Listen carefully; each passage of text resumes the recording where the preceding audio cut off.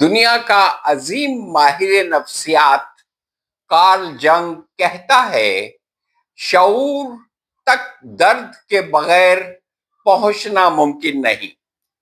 اس لیے سچ یہ ہے کہ شعور کوئی تحفہ نہیں، ایک زخم ہے، اور ہر زخم کی اپنی ایک قیمت ہوتی ہے۔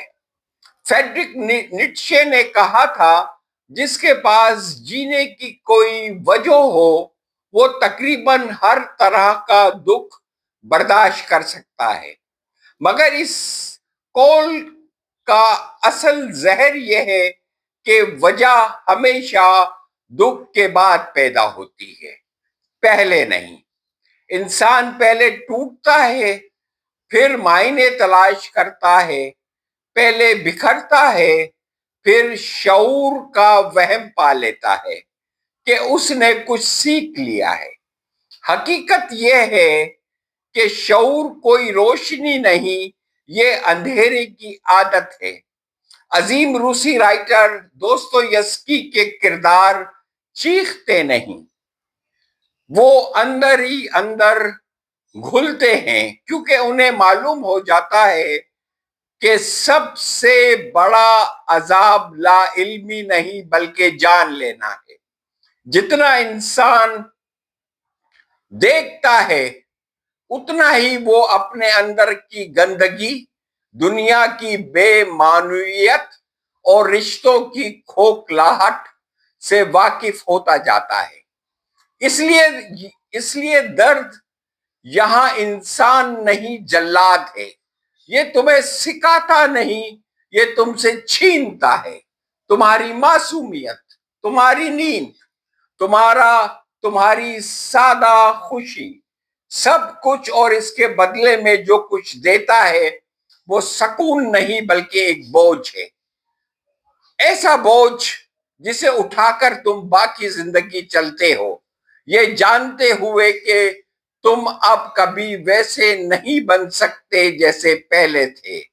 عظیم فلسفی آرتھر شوپنہاور نے کہا تھا کہ زندگی اور دکھ اور بوریت کے درمیان جھولتا ہوا پنڈولم ہے، مگر شاید وہ یہ نہیں بتا سکا کہ شعور اس پنڈولم کو روک سکتا ہے، اور جب حرکت رک جائے تو انسان کو پہلی بار احساس ہوتا ہے کہ وہ کہاں کھڑا ہے، ایک ایسی خاموشی میں جہاں کوئی تسلی باقی نہیں رہتی۔ شعور دراصل وہ لمحہ ہے جب انسان اپنے فریبوں کا جنازہ خود اٹھاتا ہے، اور درد وہ اس جنازے کا پہلا کندھا ہوتا ہے۔ اگر آج ہم پاکستان کی بات کریں اور اس کی تاریخ کی بات کریں تو سالوں تو ہمیں احساس ہی نہیں ہو سکا پاکستانیوں کے کہ ان کے ساتھ یہاں کھیل کیا ہو رہا ہے۔ وہ شعور تک پہنچ اس لیے نہیں پا رہے تھے کہ وہ درد سے آشنا نہیں ہو رہے تھے، وہ دکھ کو برداشت کر رہے تھے، لیکن وہ دکھ کو پہچان نہیں پا رہے تھے۔